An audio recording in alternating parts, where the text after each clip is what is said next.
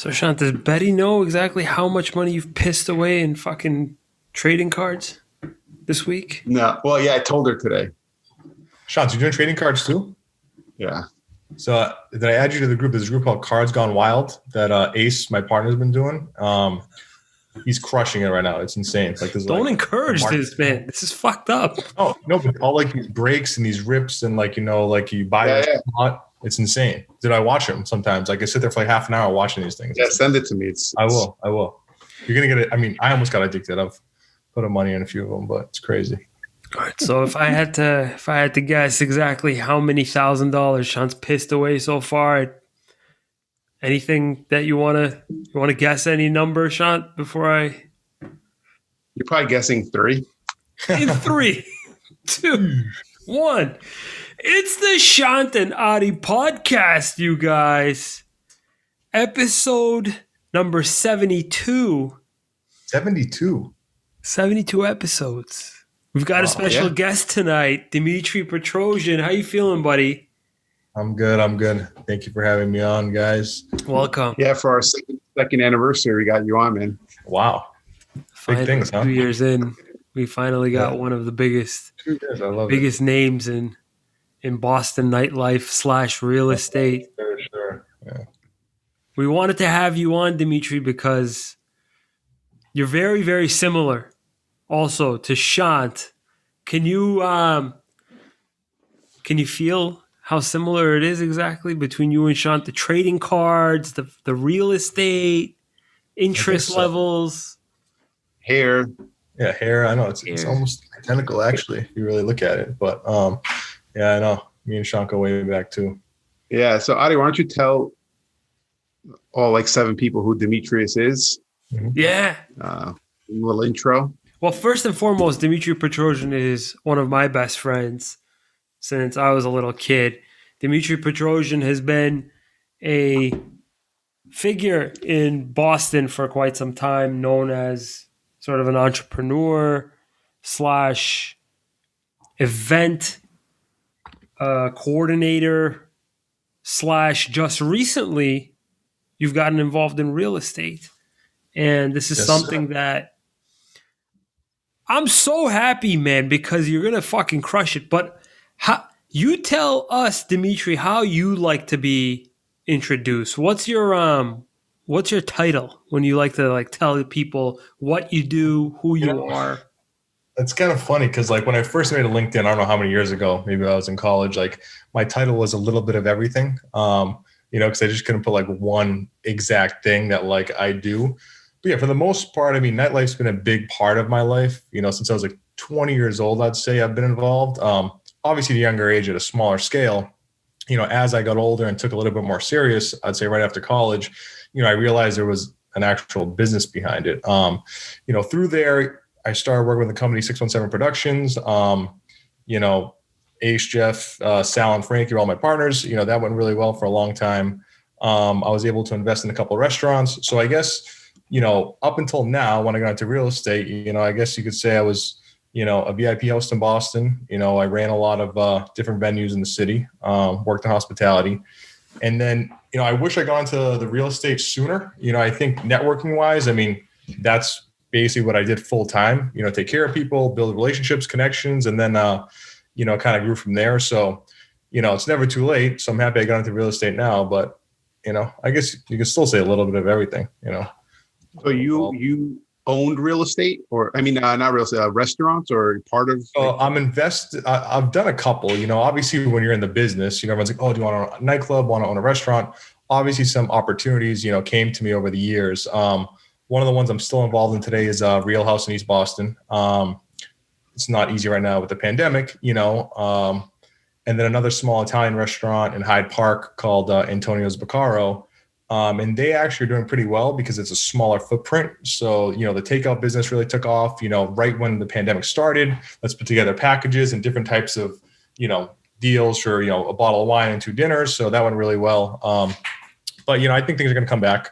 So that was something on the more passive side. I wasn't actively managing or running the restaurants, but I have made investments in that field. What's your outlook for the restaurant businesses? The outlook? Yeah. Like, what are you In feeling as far Boston, as I mean, everywhere's different. I mean, I think in Boston right now where we are and what I'm used to and what I'm hearing, it's going to come back at some point. You know, it's kind of sad to see a lot of places closing, that might not never open again. But on the other end, I guess working in real estate and, I'm trying to get involved more on the commercial side. There's a ton of, opportunity, I think, that's going to come around. I mean, people still love to go out to eat. Boston just lifted their ban, I believe, end of last week. So people can go out as late as the license of the restaurant is. So if they're open till 2 a.m., you're allowed to go to 2 a.m. Nightclubs aren't open. There's still social distancing guidelines, but, I'm seeing more and more people even contact me. Hey, is this place open? Can I get in somewhere else? And I haven't really promoted or done anything nightlife wise in a while, but I think it'll be back in full swing, once the vaccine gets out there and, the weather gets nicer. I think it'll come back stronger than ever. Can you see yourself getting back into nightlife? I mean, nightlife's always been something, I've been passionate about that I really like. And I could definitely see having a foot in the business. But as far as the grind of being out 4 or 5 nights a week, sleeping at 3, 4 o'clock, now that I've gotten full time into real estate, my clock has kind of changed, waking up earlier, sleeping earlier. So I think it would be pretty difficult to work, till 3 a.m., come home, wake up, at 7 a.m., 6 a.m., whatever the case is. But I could see organizing, planning events. We did the Boston Donut Fest 2 years ago, which we were planning to do again until the pandemic hit, but more festival type things than some of these bigger events. The weekly stuff, we have some younger guys that we can kind of pass it off to that can run it, but I wouldn't mind doing some back end work and, doing some social media for it. Sean, they organized their nightlife business also. They organized a festival in Boston for donuts. It's insane. So Dimitri, sort of wanted to shift back to the initial when we opened up the podcast regarding trading cards, and you mentioned Ace, and this is somebody that you're involved in with business. Sean, Ace is Dimitri's manager / owner of the company that runs 617. He is invested in trading cards as well. He does the trading cards, and he's invested into crypto.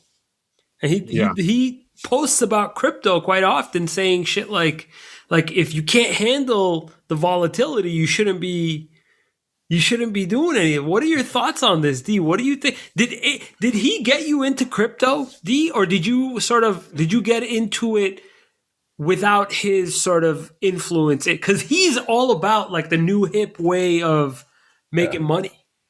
I mean, I feel like crypto, I forget who actually first introduced me to it. I mean, it was a few years ago, and I just downloaded Coinbase like probably everybody else, and they threw a few bucks in it, and I actually did decent. I'm not talking crazy money. I'm talking $500, $1,000, whatever the case is. And I still held on to it to this day. So I'm not actively sitting there trading, doing all this stuff. I know a lot of people right now because, now it's available on different platforms, it's more mainstream. At the time, I really can't recall who told me about it. I don't even think it was Ace. I think it was someone else. It's like, download this, buy this coin. Maybe it was my brother-in-law. But it's definitely something, only really risk what you're willing to lose, because to be honest, I don't really understand it. I'm just hey, someone told me to buy this. I bought it. Hey, look, the number went up. I took it out, or I left it in there and lost it all. So it's like a roller coaster, but it's fun to watch. I try not to get too sucked in because, I can't say I even know what it is. Yeah. So I'm in a group chat with my friends. Right. And all I see, I'll wake up because they're on East Coast time. I'll wake up to 75 messages, and it's they're in their different coins. It went up 3 pennies, or 3 things. And they're just I just see fucking 70 messages. And I'm just I have no clue what they're talking about. They're all you got to invest. Yeah. And I'm the type where I can't invest in something I know nothing about. Right. It's fucking difficult because I see all these people making money. I still don't understand what crypto is. I still don't get it. Adi, I think you're the same where you don't understand what the fuck it is. I don't know what's going on half the time. I just don't know. How do you pick a coin? Do you because everyone knows Bitcoin, right? Like everyone knows Bitcoin. It's fucking 30 whatever thousand. It goes up and down. Yeah, it's probably still a good play, but like, how do you pick a coin? Like, there's I don't like Ethereum. I don't know. There's so many fucking. There's like hundreds of them on some of these platforms. If you look at it, I think my buddy, like I think it was Paul, like 3 weeks ago, was, buy Dogecoin. It was like a fraction of a penny. I swear to God, this was like a month ago. They threw $100 in there, like, and last Thursday it was like $700. I sold it out and you made a little bit of money, and I just did that. Are you fucking kidding me? But there are some people, like I have friends that what do you call it? They're programmers. They do design work, computer stuff. Like they have all said this is here to stay. It's not just one day going to disappear. I think as the world becomes more digital, things like this are going to become more prevalent. I just think I don't think it's just going to go away. And at one point, like, I never really put a ton into it. I'd like to learn more about it, but I mean, they made it so accessible with Robinhood and these apps and all the stuff that's going on just for the average person. Hey, look, I want to throw $10 into something. And I think that's pumping it up as well. But, I can't see it really just one day vanishing. So I don't think it's a bad bet to put money in, but I have no idea. Don't take my advice about any kind of stocks or crypto. Sean, you don't know Dimitri quite as well as obviously I know him. He likes to have a pulse on everything at all times. Dimi, what happens to you, bro, when Bitcoin prices fluctuate, like go up, go down? What mentally, what takes place when shit starts moving around like that? How it moves? I guess you could say I'm impulsive sometimes, so I like to do things quick.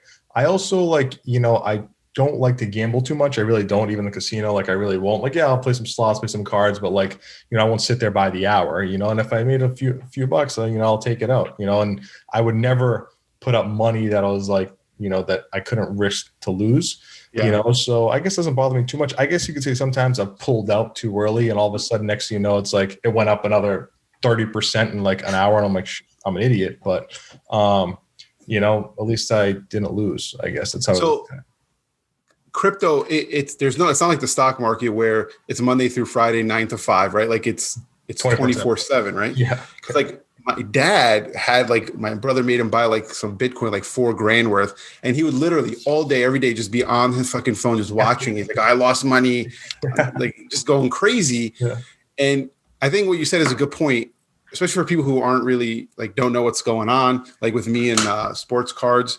But you probably shouldn't like bet like all of your, whatever net worth you have. Like, let's say you have like 30,000 in savings, right? Like, you shouldn't invest half of that, right? It should be like play money by thrown in there, right? And I have a lot of my friends who are throwing a lot of their shit, and I don't think it seems like they know what they're talking about. Hopefully they're listening, but I don't think they know what they're talking about, because like they have a lot of money invested in it, and they're talking about, like, they're sharing videos from these like crypto experts who look like they're making a video like in lower quality than my fucking office. It's just fucking weird, shady. I know. No, I see it too. I think, and there's some people like, I don't really know like crypto advisors, like, here's what I'm doing your money. It's like no one really knows, and I think it is dangerous. I know people that have dumped crazy amounts of money, believe in it fully, but maybe in 10, 20 years we'll be kicking ourselves, or maybe we'll be like, hey, I didn't do it for a reason, because it's not tangible. I mean, look, stocks are almost the same thing for me, but I guess that's backed. So I don't know. We'll see. I'll still, again, throw money in here and there, but I'm not going to advise anyone else, hey, go buy this right now, because I can't tell you, if you should or not. So one of the things that really like get me fired up about talking to and about Dimitri is like he always has things like in different, put it this way, he doesn't have all of his eggs in one basket. He likes to dibble and dabble. D, from an entrepreneurial perspective, you getting involved in real estate was a very, very, you're basically saying it's a late move, but better late than never. And especially given your age, it's not even really that late. You're just getting started. In terms of personal brand, I don't know how the hell you did it, but your personal brand has absolutely nothing to do with a particular occupation. You've come to develop your name, your personal brand as somebody to just go to talk to regarding all things sort of entertainment, now real estate, what just in terms of just thinking about what you're doing right now, do you think that what you're doing in real estate is going to be what a lot of people are going to try and do? Like, oh, now I want to be like Dimitri, because you're adding like a different flavor to things. Like I'm digging how you're doing it versus how a lot of other people do it. People take it and they try to get a little bit too like into the numbers and all that. Like you're marketing yourself a little bit differently too. I noticed that you're trying to get into more media, mixed media, and tell me a little bit about the brand aspect, the branding aspect of what you're trying to do. I think as far as real estate in general, I mean, in my business, it's kind of a natural transition from people to go from like nightlife to real estate. I mean, just, something that kind of flows naturally for everyone, networking wise. I mean, I think one strong suit that I had was to kind of treat everyone as an equal. It doesn't matter, if you have a black card or you have a regular credit card, like I was always just nice to people. And I guess maybe Boston does that because like, it's not one of these cities like Vegas or Miami where it's like, you're picking and choosing who's coming in. It's like, you got to treat everyone with respect. And, it's always good to follow up with clients or potential people coming in, because again, you want to build a repeat business. So I think in that sense, it helped me in the real estate world to build a network, whether it's social media, texting, whatever the case is, to get more into the real estate and start, hit the ground kind of running. But I forget the second part of the question you asked me, Ari. What was that?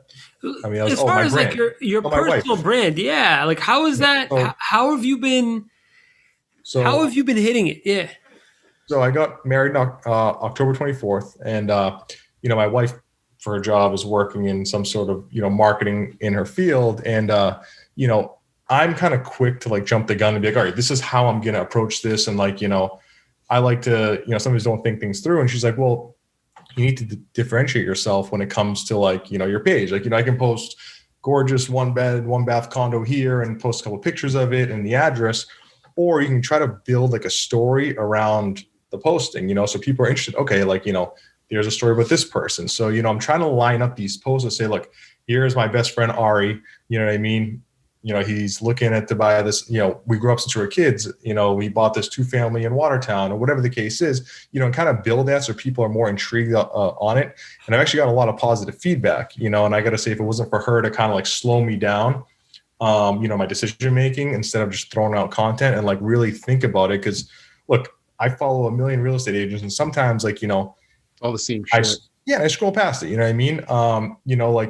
And I do know, there's random people that'll message me like, oh, like that's cool. But for the most part, like I kind of want to just start differentiating myself, a little bit from it. Cause I know Boston, I mean, I don't know if there's a rule how many real estate agents can be in the state, but I mean, almost every other person that I know, like at least has their license. I'm not saying they're working full time or they do it well. But you definitely have to separate yourself, to be successful. Yeah, that's I feel like that's every market, because in Arizona we have per capita the most real estate agents in the country. Oh. Yeah, we're number one with the most fucking agents. Yeah. But I think it's I always see people who are in the hospitality business, whether it was nightclub promoters, people who are in the bar service, like they always crush it in fucking real estate, right? So hopefully that's you. And it's crazy because like you guys are just people, like you guys love people, you guys love talking, mingling, networking. I'm like the complete opposite. I'm the worst people person, and I'm like in the worst industry to be a non-people person, right? But I still make out. But yeah, I've been following your stuff for years and you crush it, yeah. So you were in the nightclub business, you were in the restaurant business. During COVID, everything not crashes, but like shut down, right? Like now you're probably sitting there, you just got, married, or you're getting married, and you're like, okay, what was that in your mind? Like you're sitting there, you're like, okay, what the hell do I do? Whoa. Like, were you always thinking about real estate, or was this like, you're kind of just sitting there like, like something sparked? Like, what was it that you were just? Well, I gotta say, when I was 20 years old, my grandmother, who like is very entrepreneurial, she's like, you should get your real estate license. So me and her went to, our local whatever office, took the course together. This was when the hours were like half. Took the course, and lazily, I'm like, yeah, I don't know, like never took the test. So you have 2 years to take it, never took it. Then the hours became more, and like, I started taking off a nightlife, and I have to say, nightlife was a great business. I did very well. I was able to save a lot of money, but it kind of, I don't want to say it made me lazy, but you become in like this hamster wheel of like, okay, like you're generating money, life is good, at a younger age, you might lose some of that hunger for more because like maybe I did pretty well. And then, everything was kind of rolling. And then fast forward to, it was actually the year before COVID. I was like, you know what? I just want to get my license anyway. My family owns some property that, why don't I rent it out instead of hiring someone to rent it out? Yeah. And if we ever want to sell, I should do it. So again, I take the course. Again, another year goes by, and I kind of study. I don't study. Yeah. Like, Jesus, like I got to get this done. So then finally COVID comes. I'm like, okay, nightlife is done. My clock is all different. I'm not out at night. Like, I'm finding things to run the house. Like I'm a kind of an OCD clean person. So like my wife's working all day. Like I'm like scrubbing, the cabinets, like mindless things. So I'm like, you know what? Let me get this test. Of course. So I register, I harass whatever testing company it was to like accept my application. Finally, I can register for a test. This is July. So I registered July 9th. And it's like a couple days before, and I'm like, yeah, I'm just gonna go in there and just wing it, just to see if I can pass it. See how it's see what it's like. I was like, why don't you just try studying for it? Why do you want to like passively do it? So then finally, I sat down for like 3 days or 4 days, like in my place, morning till night. Did not talk to anybody. No TV, phone off. Sat there, breakfast, lunch, podcasts, everything you can imagine. And luckily, I was able to pass on my first chance, which wasn't bad. But, then I finally had it. From there, I'm like, okay, maybe this will still be something passive. I got the license. I proved to myself I could do it, which I know it's not the hardest thing in the world. And then once I got it and I started really interviewing with different brokerages, I was like, I need to either fully do this or half do it. And like, just it'll probably fizzle away. And I decided to like, jump, what do you call it, 2 feet in or whatever. And the whole thing from there, like I kind of fell in love off the bat. I'm like, I've always wanted to do it. I just, I loved it. So that's crazy. So you went, but now you've like went all in, you've burned all the boats. Like you've just, you're like all in real estate. 24/7. Like I wake up like excited to like, check my email, which is, weird sometimes. Yeah. So like for me, it was kind of different, right? Because so I was moving to Arizona. Betty's friend's husband is, he owns a brokerage now in Maryland. And we were visiting him before we were going to move here. And he's like, Sean, you should get in real estate, man. And I was like, dude, I'm not a fucking grandma. Like, what do you mean? Real estate? Because that's all I remember. My parents were buying a house with some old Armenian lady. I'm like, I'm like, nah, bro, I'm all set. He's like, nah, you should look into it. So I started like YouTube podcasts. We moved out here, and after like a couple months, I'm watching a lot of YouTube stuff, just like on real estate agents. I'm like, this shit looks fucking easy. And I'm at my job one day, I remember, and I'm like very impulsive too, right? So I'm just sitting at my job. I'm watching this fucking Gary V video or something. And I just call my wife. I'm like, hey babe. She's like, what? I'm like, I'm going to go and talk to the CEO. I'm going to quit. She's like, fuck you mean quit? She's like, for what? I'm like, I'm going to do real estate. I'm just going to quit. She's like, okay, take it easy. Like, don't go to the CEO's office. She's go take the test first, see if you pass. And then you should probably just quit your job. So I did that, got my license and quit. But like, I was ready just to like go all in. And it's Maryland or once you moved to Arizona? Or? Yeah, once I moved to Arizona. Okay. Yeah. Wow. And like you went somewhere where you didn't actually like network. No, zero. Yeah, I knew. Only person who knew here was Hove. That was from Boston that lives out here. He's the only person I knew. So like you started somewhere totally new and like had to build it up. I mean, I can't imagine from the ground up, like, not knowing anybody, And it's tough. I smack myself. I'm like, fuck, I should have done this in Jersey because I knew so many people. Yeah. But like out here, it's like starting from scratch. That's why it's such an advantage.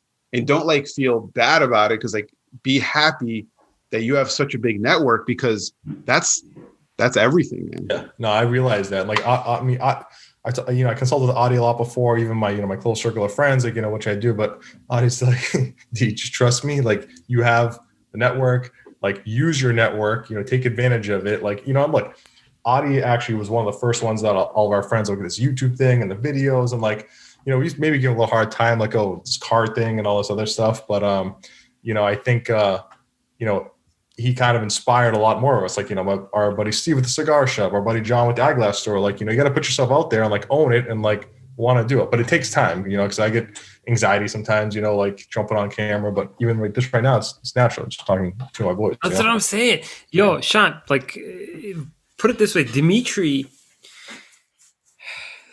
bro, you know what it is? It's like, if everybody's doing it, okay, maybe, but like, dude, for him to feel like putting yourself on fucking video was like the last thing you could probably see yourself doing until you actually did it. And now you're like, dude, how do I do more of it? It's really just taking that first step forward. But what I wanted to ask you, Dimitri, nobody really pays close attention to your habits like we do in our group.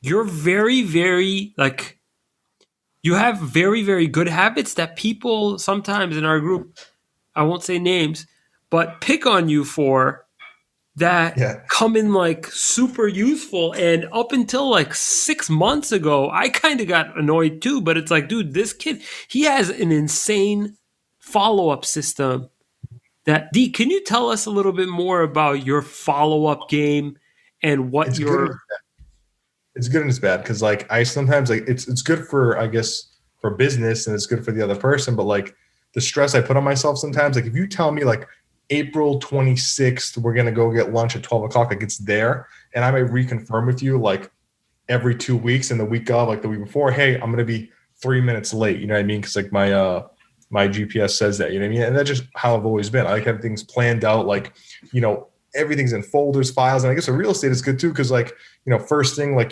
creating spreadsheets and like, the date I rented their place or the date they're looking to move or whatever, and like kind of organizing that. And that's something that I was always good at, but some of it could be just OCD. I really do have like, as far as keeping things organized, everything in the same place. So it's good, I guess, because everyone always says business wise, but I guess it does get stressful sometimes, because like some stuff doesn't matter. You know what I mean? Like if I show up somewhere 10 minutes late, 5 minutes late, like it's not the end of the world, because as you know, some of our friends, like, they don't want to let you know until, most Armenians, I guess, 20 minutes before, like, yeah, I'll be there in 2 hours, or I'm not going to show up, or, you didn't call me. But now I purposely, to be annoying, I leave voicemails to people, which people don't really do anymore, but just to have proof that I did call you, and I left your voicemail.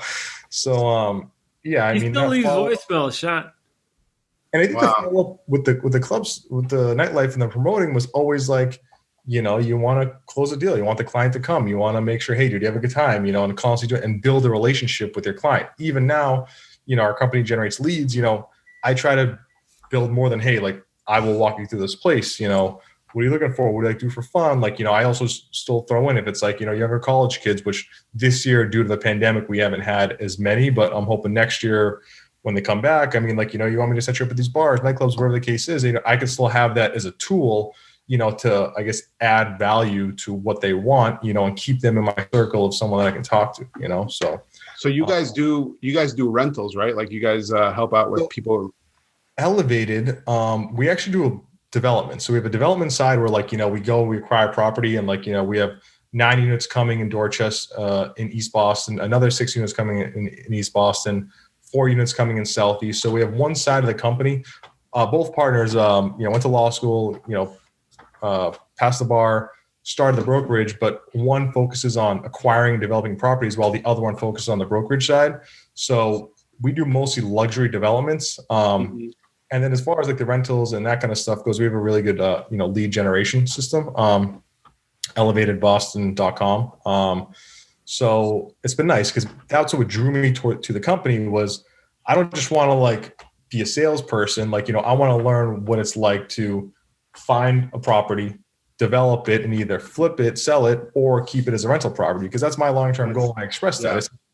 I want to find a 2-family somewhere that needs some work, and then, do it with my brother or my dad or whatever the case is, and then eventually move on it. Where the average company I was talking to was just like, all right, sit down, like you work on your leads and get you some leads.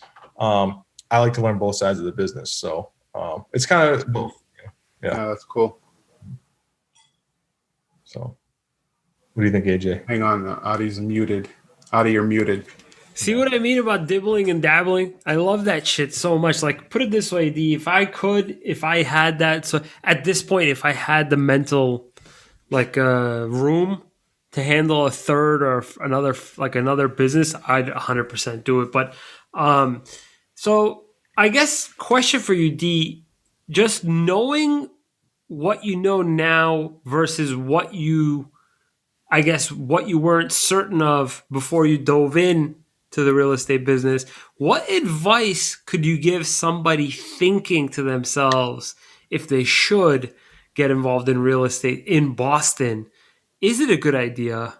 And do you need, like, must have a competitive edge, or is there enough to go around? Obviously, maybe right now might not be the best time, but normally, I don't know. Like, what are your thoughts on somebody just getting started right now in Boston real estate? I mean, I think no matter what, it doesn't hurt to have it. I mean, at some point of your life, I'm hoping you're going to buy a house, buy a condo, rent something out, and just have a little bit of knowledge, you know what I mean? Or at least save yourself a few bucks, at the closing or whatever the case is. It doesn't hurt. It's not the end of the world to get, the pass. You can take as many times as you want. So I think everyone at some point in life is going to have to face some sort of real estate decision making, but it comes down to how much you want to do it. To do it passively, like, there's nothing against that, but I think if you have the time to study and take the exam, why not do it? So if you really want to go at it, it does have to be a full-time job. You do have to, give it 110% because there's so much competition between brokerages and agents and, property. And, it's like, and it takes some time. Luckily, I have the ability to put in the time and the effort where it's not like, tomorrow I have to start making money in day one, because that definitely doesn't happen. I've showed someone, 15 apartments and all of a sudden, I don't know, I'm going to wait another year, until I want to buy. I'm like, all right, cool. And what am I going to say? Get mad at them? I mean, it's a big decision. But it does get frustrating. But again, anyone that I talk to that's been successful, they say, if you just stick with it, keep doing what you're doing, you're going to be fine. So I'd say if you have any interest, look into it and do it. It won't work part-time. But if you want to do it full time, you really need to dedicate yourself. Yeah, you have to basically, if you're trying to just do it as like here and there for friends and stuff, that's different. But if you want to make this your career, you have to actually treat it like a fucking job, right? Like, have a set time you wake up, have a set time you're going to have your schedule, have everything, because otherwise, man, it is the easiest thing. It's different than owning a restaurant. This is the easiest fucking business or job to get into, where you could literally do nothing all day and act like, and think you actually did something, and just fucking waste your days away because there's no one telling you, nothing's happening. And you can literally just be at home. Like today, I did actually fucking nothing. Yeah. And I just look back and I'm like, Jesus Christ, man. Like, if I don't catch myself, that's an everyday thing for a lot of agents that I see. They're just fucking like, oh yeah, I went to go pick up a sign today. It's like, all right, like, how many times do you? What else? Like, I might waste too much time on something, a small lead, because again, I'm thorough and I want to follow up everybody, instead of like, okay, you know what? Like, I've put enough time into this person who's really uncertain, and focusing on like the bigger projects. But, sometimes I feel like maybe I try to bite off more than I can chew. I'm like, yeah, give me this, give me that. Next, but I like it right now because I want to learn. I've told other agents that I've met or people that I work with, like, just teach me, like, and I have no problem asking questions, which again, my office too, they're very open, anything you want, like, I can give them a call right now and, get some feedback. So yeah, it's definitely, I guess, like nightlife too. I mean, you can get lost in it if you have no one like on your shoulder saying, be there at nightlife, be there at 9:45. Like, if you like most people that I know that tried to get into nightlife, at least on the promotional side, like, it was a passive thing, it was fun, they got caught up in the party life, but there is a business behind it. Clearly, I mean, it's one of the biggest markets, but you need to take it serious and treat it like a business and not just, go on party and drink. You have to do the follow through, a lot of the work that went behind that. It's almost the same as real estate. It's easy to open the door and say, oh, you want to buy this place and, put it together. But sometimes it's a ton of work that's gone until you find that perfect home or building for someone. Yeah. And be careful once things open back up and things are normal. So like you'll have like lenders, title people, because you guys have title people or lawyers for transactions. Lawyers. So out here, and this will happen to you as well. It's the same kind of thing with the nightlife where you can kind of get bought into like going out. Oh, let's go to lunches. Let's go to happy hours. Over here, we have the every year we have like the golf tournament. It's like a huge deal, or spring training. Hey, let's go. And I tell anytime a lender wants my business or a title person, they come to me. They're like, hey, they want to do business. I'm like, listen, don't ever fucking invite me to a game. Don't ever invite me to fucking happy hour, lunches. I don't need that. Just fucking do your job, and I'll do my job. Because like it's so easy to get caught up, and I'm the type like I'll get caught up and go to free lunches, dinners. Fucking take me to a basketball game, courtside. Like I'm down, but so I tell people don't fucking ever invite me to anything. Yeah. So you got to be careful, man. No, I could see that. Yeah, I'll probably end up packing on 10 more pounds, so I don't need to be going to steak dinners and all that kind of stuff. No, but it is like it's a job for me. I need to generate revenue. I need to make money and take it serious. So the more I can stay in that lane, the better off it'll be. It's for me. It's not about like all that extracurricular stuff. Once in a while, I'm sure it's not bad. But and I totally feel you on that. You guys are all business, man. Adi, we have like 2 minutes. Adi, so are you? Yeah, true. Adi, you're probably worse than both of us. Yeah, but you guys have amazing habits that make everything so put together, like zipped up, laced up very nicely. I'm a little bit sort of just up until recently. I was a little bit all over the place in terms of how I was managing getting shit done. I was like, you know what I mean? But now I'm like, I've gotten a lot more organized. Now, Dimitri, we only got a couple minutes left. I wanted to say, you don't know this too much, but I respect everything that you do and how you do it. And it's definitely inspiring. Just exactly how you set up your, how you do things. And I wanted to tell you, thank you for getting on this podcast. And you have a great real quick to do. Yeah. Where can anyone catch you, on Instagram, social? I mean, again, thanks to my wonderful wife, at 607 Real Estate. So 617 Real Estate spelled out the number 1 in the middle. I'll put it Instagram, right here.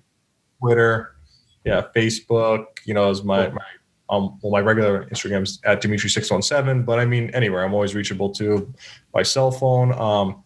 But AJ, thank you. I've grown up with Adi since I was probably like 3 years old, maybe. Adi actually helped my first video and did a bunch of work for me. And thank you, Shant. I know we go way back too. So thank you guys for having me.